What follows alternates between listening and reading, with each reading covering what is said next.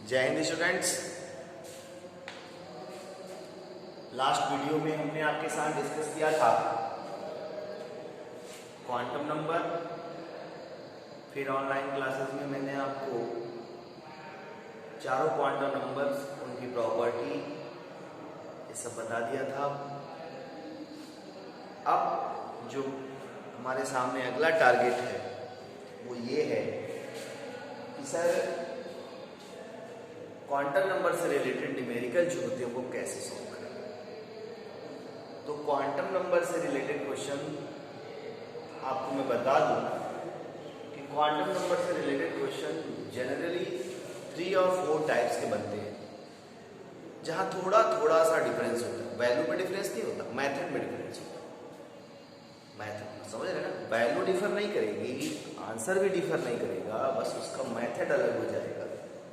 जैसे मैं कहूं कि 2 + 2 = 4, तब भी आंसर 4 है, वैल्यू 4 है। अब मैं कहूं 2 × 2 तो भी 4 है, मैं कहूं 8/2 तो भी 4 है। तो ये मेथड्स अलग हैं, लेकिन वैल्यू और आंसर कभी अलग नहीं होगा। पाथ अलग है, अलग अलग दिशाओं से आना है, लेकिन आना है बनारस में ही।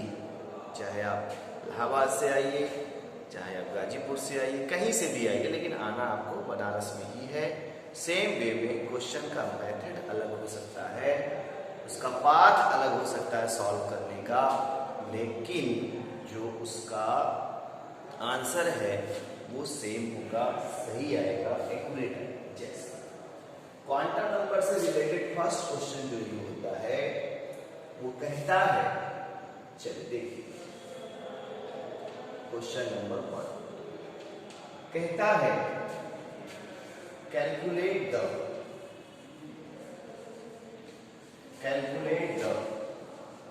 Value of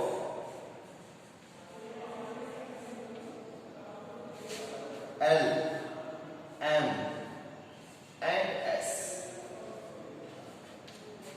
for given value of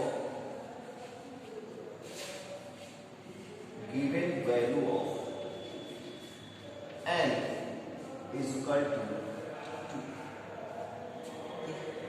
ये आपका क्वेश्चन।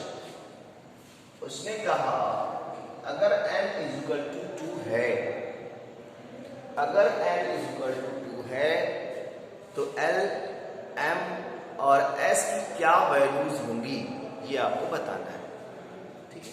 क्योंकि L = 2 में सबसे ज्यादा हो सकते हैं, ऑर्बिटल बहुत सारे होंगे, तो यहाँ किसी इंडिविजुअल की बात नहीं किया, उसने सीधे कहा कि n = 2 है, n, L और MS की टोटल वैल्यू क्या होगी, ठीक है, कैसे होगी, कितनी होगी, ये आपको बताना। चलिए इसको सॉल्व करते हैं। आइए, तो जब इसके सॉल्यूशन की बात करेंगे बेटा, तो हमें है n = 2, L की वैल्यू निकालनी है। आपने पढ़ा है थ्योरेटिकली कि L की जो वैल्यू होती है वो n पर डिपेंड करती है, और उसके लिए फार्मूला भी हमने आपको बताया था, L = 0 to n-1 बताया था। अगर आप वैल्यू इसमें पुट करोगे तो 0 2 हो जाएगा 2 - 1, देन आंसर आएगा 0 और 1, ठीक। यानी L की यहां पर 2 वैल्यू पॉसिबल है और n = 2, ठीक। अब आपको ये पता है कि L की वैल्यू अगर 0 है तो ये क्या होगा, आपको पता है कि सर L की वैल्यू अगर 0 है तो ये S सबसेट की बात करता है, 1 है तो P सबसेट की बात करता है। S में हमें पता है कि सर ऑर्बिटल होते हैं 1, P में होते हैं 3 टोटल ऑर्बिटल, एंड फॉर 2 = 4 आना चाहिए। आइए देखते हैं आता है कि नहीं। आइए, अब आपने L = 2 निकाल लिया तो आपको M का पता होना चाहिए। M कैसे निकलता है भाई, M का फॉर्मूला होता है कि सर 2L + 1 होता है। आपने यहाँ 2 × 2 कर दिया और +1 कर दिया भाई, बोलो। तो टोटल आपके नंबर ऑफ ऑर्बिटल कितने आ गए, 5 आ गए ना, सॉरी 5 चलो ऐसे भी आ गए 5, ठीक। अगर हमारा सॉरी यहाँ मिस्टेक हो रही है हमसे, यह टोटल वैल्यू उसने पूछा नहीं, तो टोटल वैल्यू अगर आप L इज इक्वल टू 0 निकालोगे तो आपको पता है कि M इज इक्वल टू होता है माइनस L 0 2 प्लस होता है I। तो अब माइनस L अगर हम 0 के लिए लेंगे तो M की वैल्यू केवल क्या हो जाएगी 0, लेकिन अगर 1 के लिए निकालेंगे तो M की वैल्यू हो जाएगी माइनस 1 0 और प्लस। देखिए यह क्या बताता है, total number of orbital. Total number of orbital यहीं से आपने देख लिया था कि L की वैल्यू S के लिए है तो सर S में एक ऑर्बिटल और P में 3 ऑर्बिटल।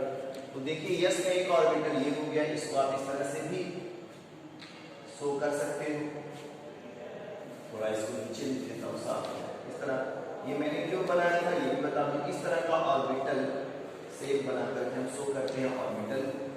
और जब M की बात आई इसके लिए 1 के लिए, तो 1 के लिए हो गया माइनस 1 0 और ये प्लस 1। और ये है किसके लिए, P के लिए। P में कितने ऑर्बिटल होते हैं 3 ऑर्बिटल। तो देखो टोटल ऑर्बिटल कितने हो गए 4। तो इस तरह के कैलकुलेशन में भी टोटल ऑर्बिटल हो गए 4, और इस तरह के कैलकुलेशन में भी S की वैल्यू S1 होती है, 1 ऑर्बिटल होता है। P में सब 3 ऑर्बिटल होता है, टोटल 4 ऑर्बिटल होने चाहिए, सब 3 ऑर्बिटल यहाँ है। अब आपको पता है कि निकालना है आपको किसकी वैल्यू, S की वैल्यू। और आपने पढ़ा है कि S की वैल्यू कैसे निकाली जाती है। अगर 4 ऑर्बिटल है तो टोटल नंबर ऑफ इलेक्ट्रॉन कितने होंगे 8, पढ़ा है ना आपने। अगर number of electron number of orbital 4 हो गए तो टोटल नंबर ऑफ इलेक्ट्रॉन कितने होंगे 8। और अगर 8 इलेक्ट्रॉन होंगे तो उसमें कुछ प्लस हाफ होंगे और कुछ माइनस हाफ। कुछ का मतलब सर 8 है तो 4 प्लस हाफ और 4 माइनस हाफ, यानी S की जो वैल्यू आएगी वो प्लस हाफ होगी फॉर 4 और S की वैल्यू माइनस हाफ भी होगी फॉर 4। 4 इलेक्ट्रॉन के लिए प्लस और 4 इलेक्ट्रॉन के लिए प्लस। तो फिर से समझ लो, यहाँ पर क्वेश्चन में उसने कहा था कि calculate the value of N M and S for N equal to 2। सारा थ्योरेटिकल कॉन्सेप्ट हमने यहाँ पुट कर दिया। इसमें मैंने आपको बताया कि N इक्वल टू 2 है तो L का फार्मूला होता है 0 to N minus 1।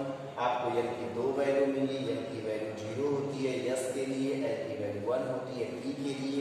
हमने अपने थ्योरेटिकल कॉन्सेप्ट से देखा S में एक ऑर्बिटल होता है, P में सर 3 ऑर्बिटल होता है। इसका 3 और इसका 1 ले लेगा तो सर 4 हो जाएगा।